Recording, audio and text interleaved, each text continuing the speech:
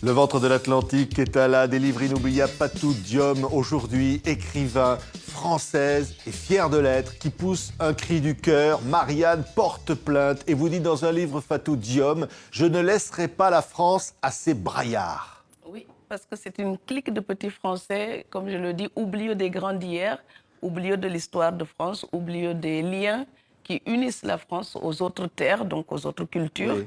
Et comme ils ont la mémoire courte, je me dis, mais il faut sonner l'alarme. En tout cas, C'est qui ces braillards dont vous parlez?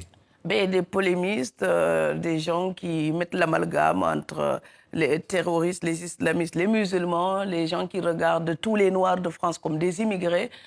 Tous les Noirs de France ne sont pas des immigrés, donc certains sont nés ici, il y a les Antillais. Et puis, ben, il y a la relation entre la France et ses ex-colonies qui nous ramène ici, et c'est une longue histoire. Ces pirates menacent ma mère et je vais leur botter les fesses. Oui, parce que je dis même enfant adoptive, on peut quand même, en tant qu'enfant adoptive, je peux aussi défendre ma mère adoptive. Votre mère adoptive, c'est la France. Oui, Marianne, parce que je ne suis pas restée ici en étant maso. Donc si je reste ici, c'est que par définition, en étant libre d'aller ailleurs, mais je reste, ça veut dire que j'aime ce pays. Et pour toutes les raisons qui font que je peux aimer ce pays-là, pour toutes ces raisons, eh bien, je dois défendre Marianne, moi aussi, si Marianne est menacée. Vous êtes arrivé en France en 1994 et vous dites aujourd'hui, c'est un cri d'amour et aussi un cri de résistance. Oui, tout à fait, parce que moi, je ne suis pas venue chercher du travail, je ne suis pas venue en tant qu'immigrée. Et je dis, quand une femme rejoint son domicile conjugal, ce n'est pas un contrat à durée déterminée. Je suis venue faire ma vie avec quelqu'un. Donc l'histoire en elle-même, c'est terminé, j'ai choisi de rester. Mais en tant que citoyenne, libre de rester ou de partir, j'ai choisi de rester. Donc, je défends aussi ma part de France parce que c'est une société dans laquelle je vis, dans laquelle je participe. Donc, tout ce qui touche cette société-là me touche aussi de très près. Vous dites, la France appartient à ceux qui sont morts pour la défendre.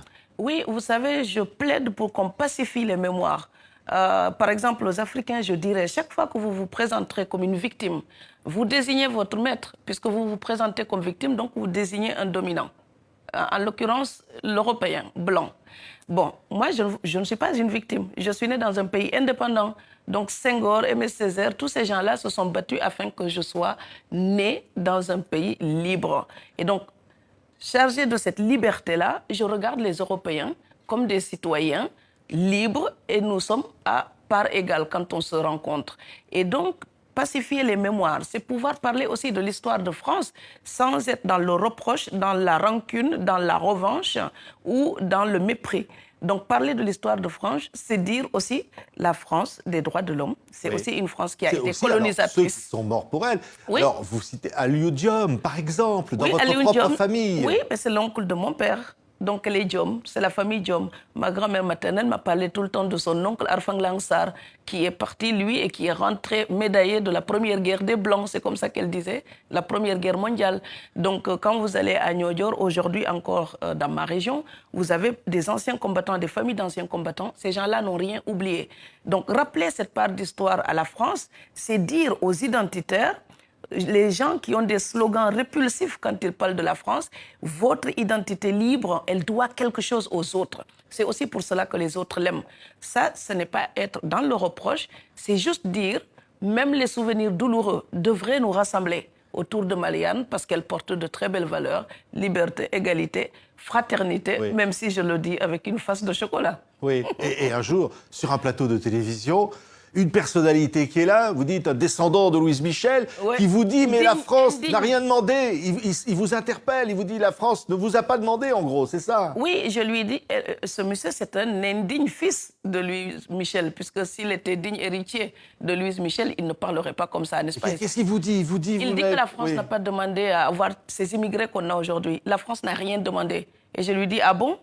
Mais là-bas, sous les cocotiers, là où je suis née, dans les bolongs du Sine Saloum, entre Banjul et Dakar, ignorant tout de l'Hexagone comme de l'Angleterre, que pouvais-je savoir des langues impérialistes qui sont venues s'insinuer sous mon crâne, sur mon île natale?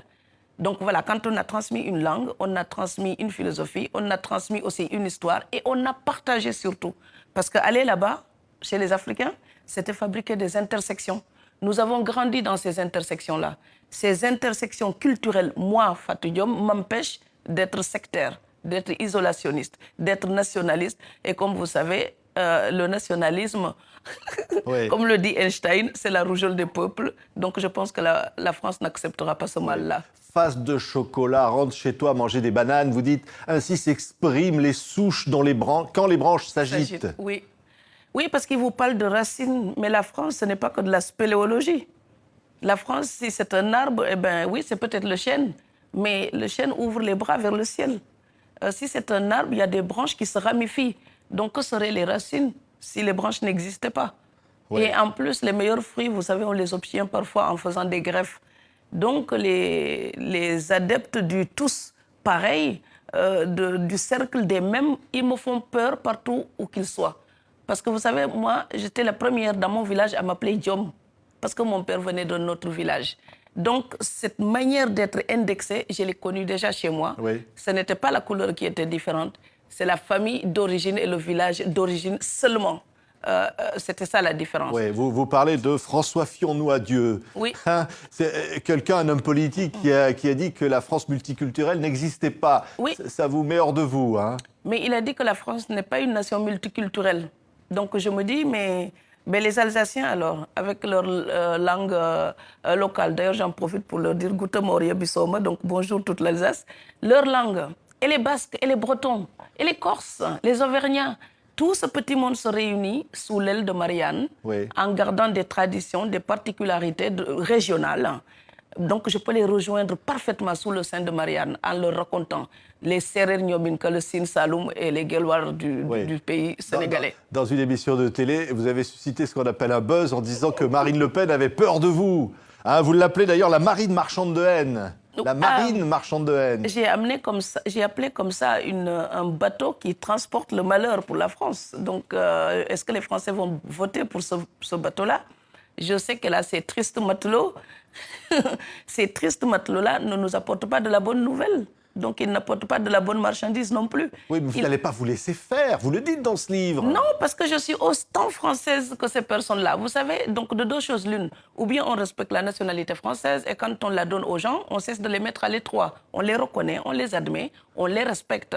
Donc il n'y a aucun intérêt à être une enfant de Marianne si c'est pour être parmi les plus méprisés des enfants de Marianne. Donc si on me reconnaît comme enfant de Marianne, eh bien, on m'accorde aussi le droit et la liberté de m'exprimer comme tous les enfants de Marianne et puis défendre ma mère, donc en vraie résistante, parce que voilà, mes ancêtres se sont battus quand il fallait mourir pour la France. Si aujourd'hui je dois simplement ouvrir ma bouche pour dire la haine ne fera pas l'avenir de la France, je le dis, les élections approchent, et bien contre les abstentionnistes aussi, Marianne porte plainte. Merci beaucoup. Fatou Diom, Marianne porte plainte, publié chez Flammarion, votre cri du cœur. Donc, on était ravis de vous recevoir sur TV5 Monde. Merci beaucoup et à toute la francophonie.